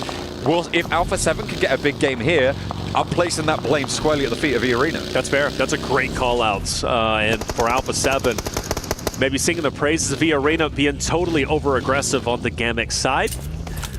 Zone, very small now. Plenty of teams still on the outskirts. Horda has a bit of a split, a 2-2 split at the moment. You've got R8, who's also surrounding them. AXTMG just on the outskirts. Power have a great spot, however, in the middle. And Power already having a wonderful day, obviously coming off of at least a good finish in that game number 2. And I believe here they are going to be the team to watch out for who might be able to make a deep run, which would be wonderful for them. They're just a little bit below that threshold, still in a very healthy spot. Power, here we go. Look at that. You got the shot there live from Riyadh. That is Al Haji's father there, okay. watching live from in the venue. He's locked in right now, and Power being in an important position, rightly so. He has the support of his family behind him, and hopefully the Power family can play off one another beautifully. And I saw him in the back lines too, maybe with some comms. Hey, we need to do this, pick it up, right? He was being active during the team huddle in between games. So shout out to the dads. We love family support systems when it comes to esports. It's so impactful, and I tell you what, you can truly make a big impact in your kid's life, in your competitor's life, in your family's life by giving them support in esports, and that's a beautiful thing, especially he's able to get all the way out here to Riyadh to support his son. That was my dad's birthday yesterday as well. So, yeah, you know, we're all about celebrating dad. Without a doubt. Without a doubt. Now. Happy birthday to my dad for yesterday. Probably should have done that yesterday. Actually, but yeah. You know what? But you know what? You got it in now. Yeah. Happy birthday to Kalaris for a few days ago. Yes, yes. Coming up probably. Right. All of that. That's right. Well, he's not my dad. Kalaris is not my father. Thank you for clarifying. Just to call that one out. There you go, Claire. If you didn't know, Claris, you're not John's father. I know what he's like. Out of the bag. Yeah. Anyway. You're wild guy. I love it, though. E-Arena opposite of Fireflux and a bit of a headbutt potential. I look at Catch right next to Mormon. They're side by side as they go in, and R8's not too far away either, although I do foresee them going a little bit further in. But yeah, fights off. Metcalf's going to be the first one down. 30K to follow. Mormon shots out. Catch melting E-Arena, but only for a little bit. Sakura, a little matter of health as he pushes up. Fireflux still with the advantage, you'd have to assume, with the solo. And that's going to be, now R8's into the mix, so all three teams do, in fact, end up colliding.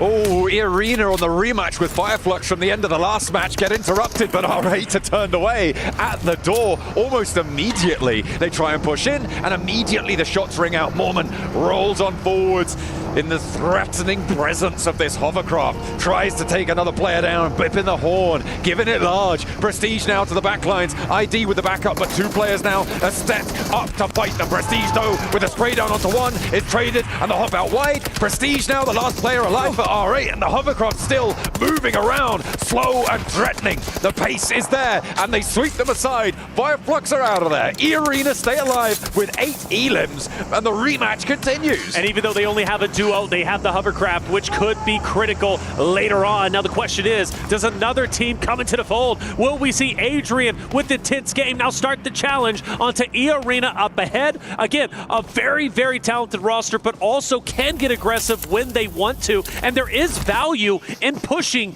E-Arena in this moment. Intense Game desperately need points. They need to elevate themselves up towards top 8. It's getting serious for them. Getting aggressive might be the way, but for Influence Rage, Vision now want to fight themselves. Vision have really started to suffer in this engagement. Influence Rage holding down Gatka, doing pretty well. But they have got Little Boy down on the floor here and are likely to get that one flushed away. Nothing really to do there. And in come Power. They might look to third party this. There's not too much that anyone can do about it. Playing this southeast building is going to play very well for them. You've got to imagine that the supplies are running low across the way. You can see the underarms coming on through. Al Haji cooking it, trying to chef it up perfectly. Pops it in through the doorway. Don't think that's going to connect, but he does get the bounce around the corner. Unfortunately, doesn't quite find the shot. Now, there's a little bit of time right now between these two rosters to kind of take their time. However, I believe Hora is going to come crashing in for the third party and the cleanup. That's something they need to desperately be aware of. Narvalo is also scanning the areas, but my concern is Hora coming in to this Influence Rage. Power engagement. Al Haji down, unfortunately. Diego firing blind. He doesn't know he's in front, but he just wants to get any shot he possibly can, and he will eventually fall. Law through the window. Fahim, easy, also pushing up. Easy. Nade's being thrown. It's going to be thrown. That's going to be a grenade. And you mentioned Hora also starting to crash in just as Power starts to get control. Law dropping the nade at his feet, trying to stop people from walking in through the doorframe uncontested. Will give himself a little bit of time here. Finds Sleepy and connects for the shot. Easy's there, and Sky goes down. Hora's crash is going abysmally wrong now, as Alpha 7 are lighting them up from across the way as well. There is no angle that's safe, but they connect onto Vidan first. And if Alpha 7 somehow comes out of this fight, even from a distance, with the victory, this could be huge for them because they control a significant portion of the map. Narvalo has been hanging out towards the northern side of this entire engagement, and therefore Falcons potentially making a play call for Redux to come over and also fire down on Power, on Aura, on Influence Rage, who's currently embroiled in a desperate fight for Power. But Power are still alive as 4. They are all up and live and kicking. They've got a lot of pressure into this area. You can't imagine that the Falcons are going to be able to do too much against them. On the inside, it is only small teams to try and go for this. A long nade comes through from No Fear, though, over towards Easy, and that is a little bit split from the rest of Power. Getting this cross successfully could be dangerous. The Falcons regroup. In the meantime, you can see Narvalo and Redux both moving back over to the north side of those chopsticks. They're going to have to try and fight off against Rectum Kaya now. Power.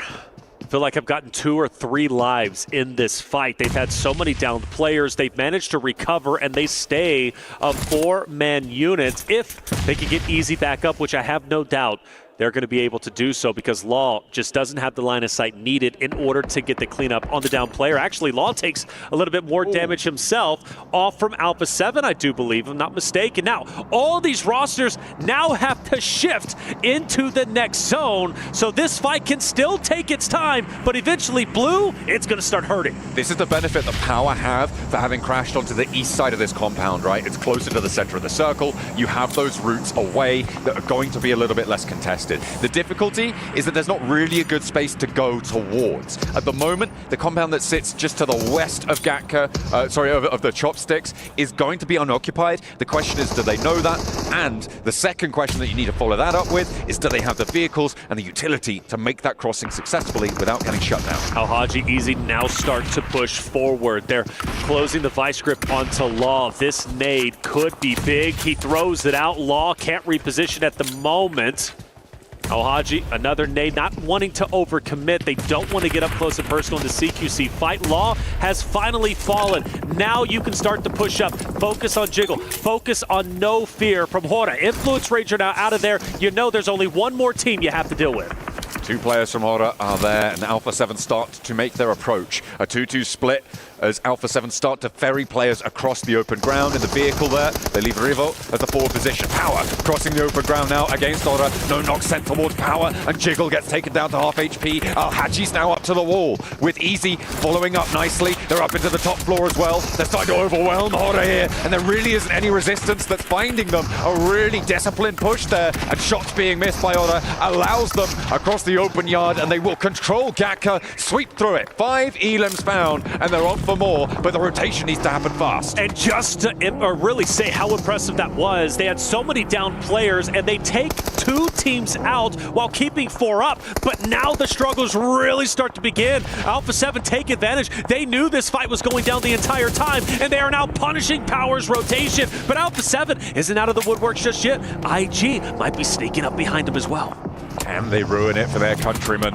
Intense game. Nope, they've been spotted. Nongshim Red Force gonna clock silence out in the open there. Rafa forward behind the smoke, and Alpha 7 are gonna lose one as well. That is Power extracting a little bit of revenge onto Alpha 7. They have managed to get more than 1 point, so maybe they could turn things around here. Mafioso still is resible, and with 2 players from Intense Game down, that is that northern side assuaged, but they still need to get closer to this next zone.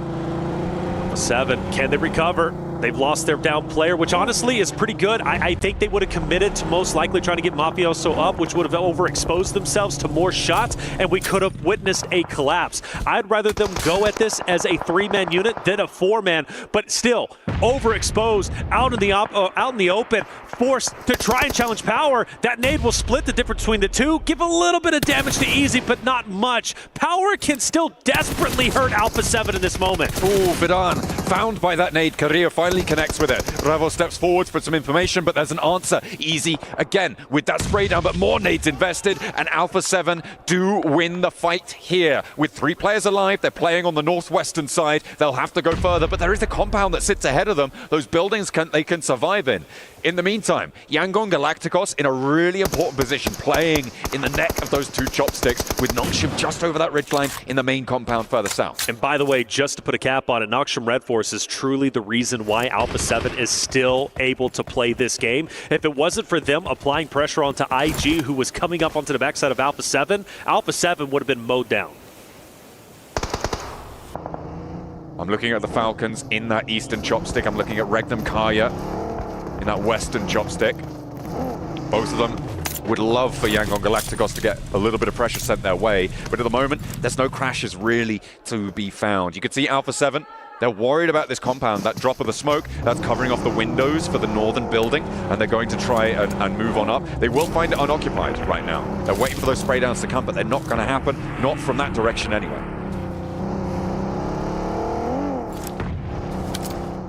I think they'll find out now, yeah, it's going to be unoccupied. I don't mind them taking a leisurely pace to the compounds, throwing smoke, keeping your head on a swivel. You don't want to get caught by surprise. Let's face it, Alpha 7 has been non-stop caught by surprise, taken down one by one. So you can tell all those previous experiences weighing heavily in the back of their mind. AXTMG starts to move in. Ralph from Falcons wants to get these shots connected if he possibly can. You don't want AXTMG to be where they currently are. Falcons are looking to punish them. Koa will be resible there. Navalo holding it down as well towards Yangon Galacticos. AXTMG not taking more casualties is a bit of a miracle, really, on this crossing, on this swing out to the northern side. They will be able to get these reses done as they were able to find that shot over towards Koa, which is really good news. Intense game do fall as well, and now Alpha 7 are up to 5 elims. Remember, this is all the Arena's fault. Their Alpha 7 are alive.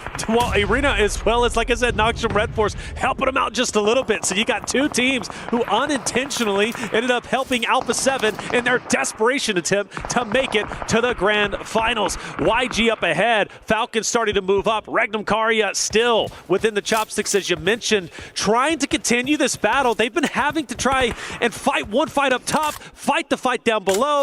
YG, though, also has to worry about Noxium Red Force, who's going to be just behind them, and Say Cloud has managed to make his way up. But Falcons, is it realistic that they can even leave this spot? Because as soon as they apex the top of this ravine, they're getting mowed down. It's difficult, right? You need to be sure that you have a path forwards. Getting access to the buildings that Yangon Galacticos play in would be beautiful. AXTMG going down is actually a massive bonus for them as well, because it means that now they only have to worry about their western flank. They will no longer be overexposed when they go for these peaks, and they have a little bit more leeway. The circle goes away from the chopsticks, so this fight now will have to take place. But the same is true on the other spur of the chopsticks. With Regnum Kaya needing to push in from that northern side, they have to make a move, and Yangon Galacticos don't want to be anywhere near this.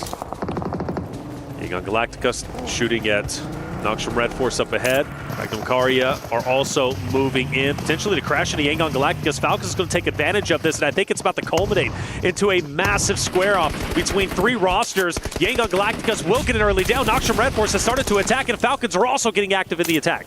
Regnum Kaya also chiming in there from the opposite angle, and they catch Yangon Galacticos going for a really strange retreat there, I have to say. They didn't really have the cover to go for it, not yet, and they do manage to stay alive as 3, sure, so maybe they're just playing for placements, but at their current standing on the table, they are in 8th place. They don't want to let these games get away from them when they have a dead central position. A nice spray down from Silas connects through the smoke. That should be resible. They have got the cover to do so, but that means Regnum Kaya can move into the main basin at the base of the chopsticks. Yo, I love the aggression from Silas.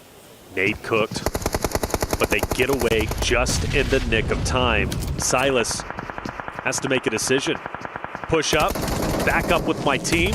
What's my play? It looks like he's fully committed. He's in the tunnel, and that's going to be one down. He clears the angle to the left. Ralph continues to pre-fire, and he's going to punish Silas, who made a great attempt. But Regnum Karya's not done. They continue to push up. Team Falcons need to be ready. 2 players down now to a nade on the off angle from Yangon Galacticos, and more are pouring in over the top. A huge punishment over towards Regnum Kaya, and they are obliterated in the basin there. Wild crawling back to the rest of his team, and by that I mean just Loxy, who remains standing for Regnum Kaya, trying to keep things going. Novalo can be rezzed here, and the Falcons could be playing on with 4.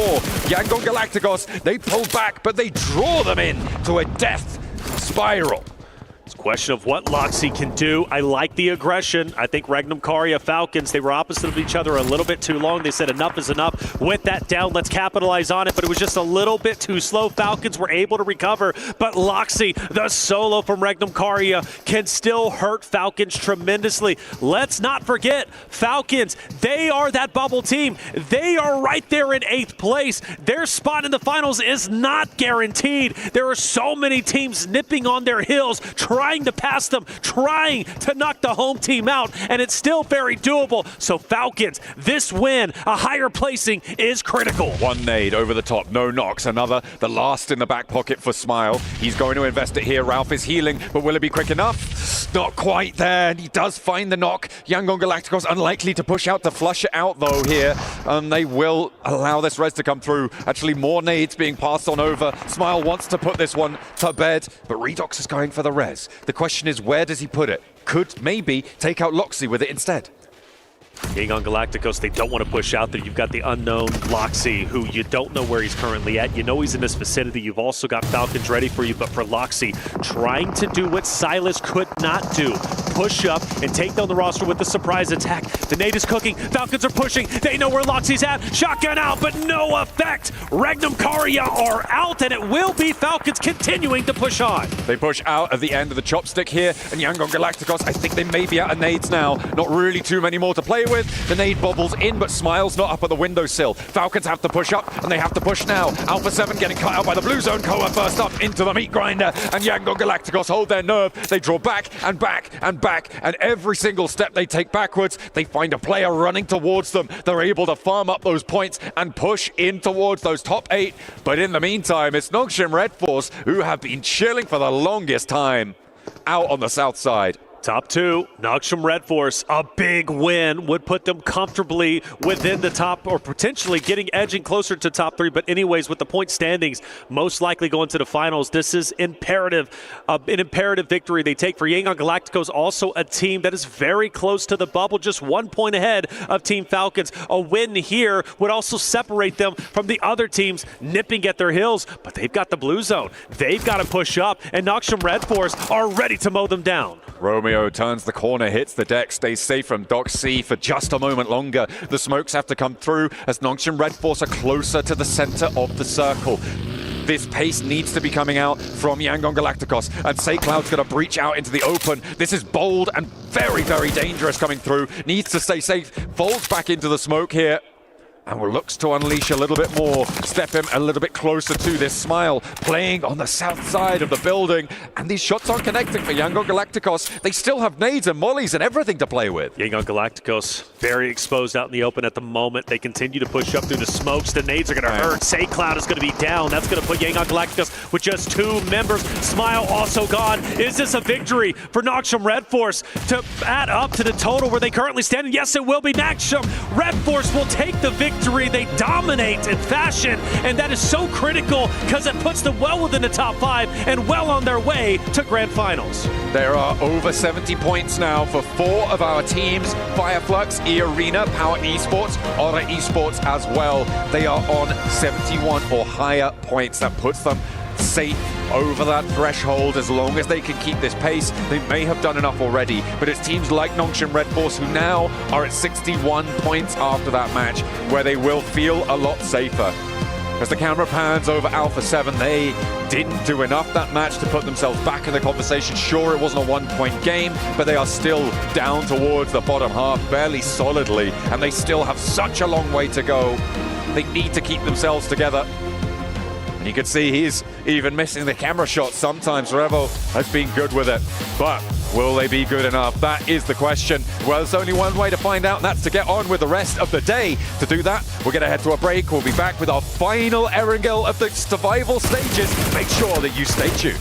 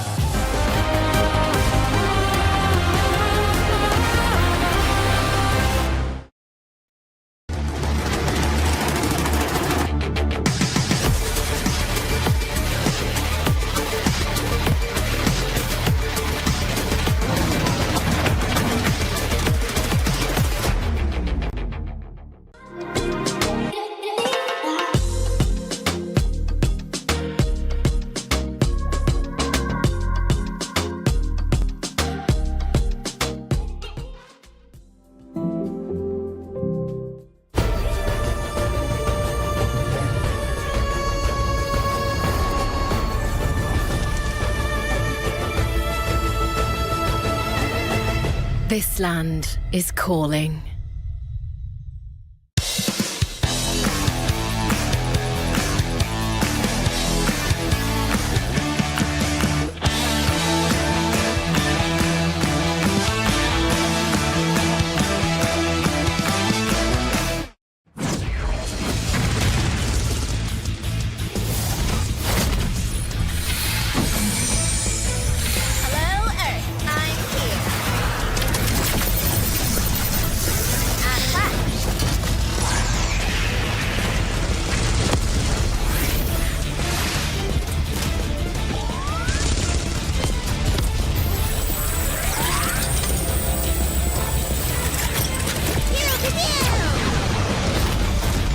Pulsar Legionnaire available now. First outfit with special head animations and voice lines. The Pulsar Legionnaire set comes with its own super cute voice lines that can be toggled on or off.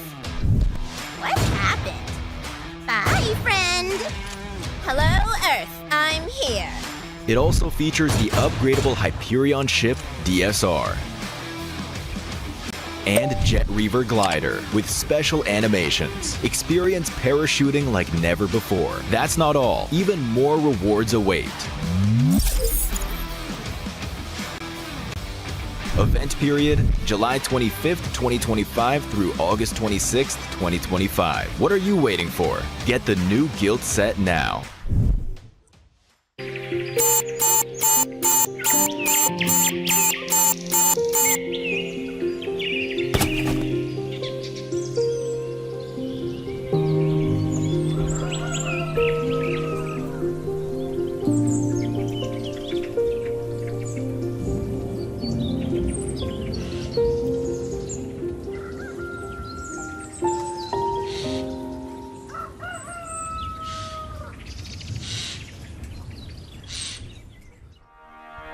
Well, it felt very calm in that compound for Nongshim Red Forces. They were sleeping, waiting for the rest of the lobby to come to them. And they do what Korea does best. They sit in that compound. They're able to get the victory. Good stuff for them here on Erangel, near the chopsticks, near Gatka, doing the business. We've got 7, as well as Neptura to talk about this one. Neptura, this was Nongshim doing what they do great, which is waiting for the rest of the lobby to come their way and capitalize on it. Sometimes that's all you need to do. Yeah. It really is.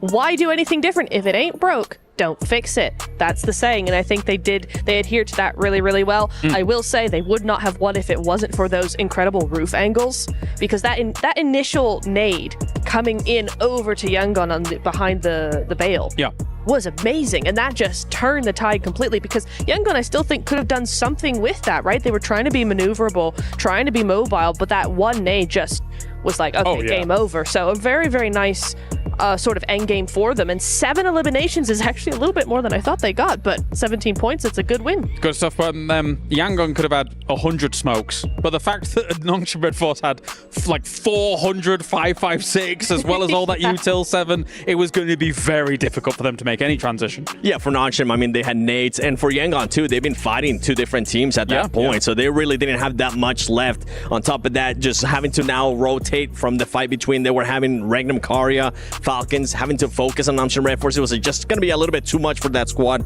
But I'm going to be looking here towards the bottom. I was actually a bit surprised about Hora overcommitting to a third party between Power and Influence Rage. That was a bit surprising for me, because I felt like they could have just taken their time and just paced it out a little bit longer. Instead, they just saw a fight, they saw an opportunity, they went for it, and it ends up backfiring.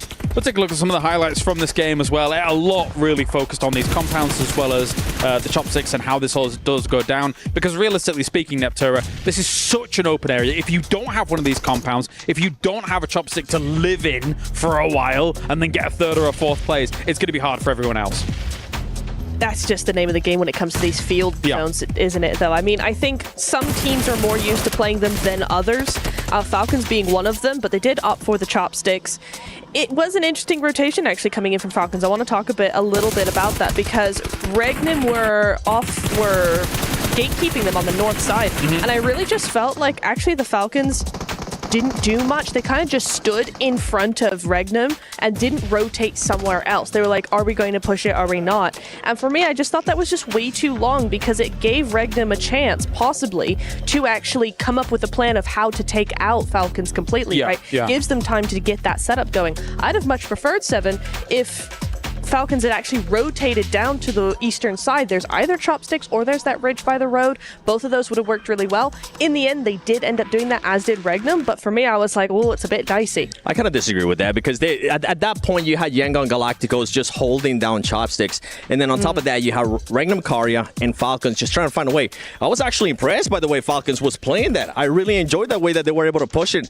And it's something that I was talking with Max backstage as well during that match, is the way that they were pushing up, using that utility to their advantage. And in regards to just them wanting to rotate south, it was going to be a bit harder because you still had AXTMG at that point. So I think the scouting came into play there for Falcons, and they ended up making the right decision. It's tough though because you're circle side, right? So you've got a timer above your head. You've all the pressure is on you to make the right decision. So it's by the by here. Let's actually head over to Barney now, who is ready on the stage actually with Team Vision after they had a great game too. Welcome back to the main stage here at the Qiddiya Esports Arena. I've got Never Alone joining me from Team Vision. Never Alone, we've got to talk about Map 2. It was such a huge potential turning point for you guys in the survival stage. 13 eliminations, 19 points in total. That actually bumps you up to 10th place as well in our rankings. Give me kind of a breakdown of how you thought that map went. What was going well, what was going not so well? Because you secured a lot of points. Yeah.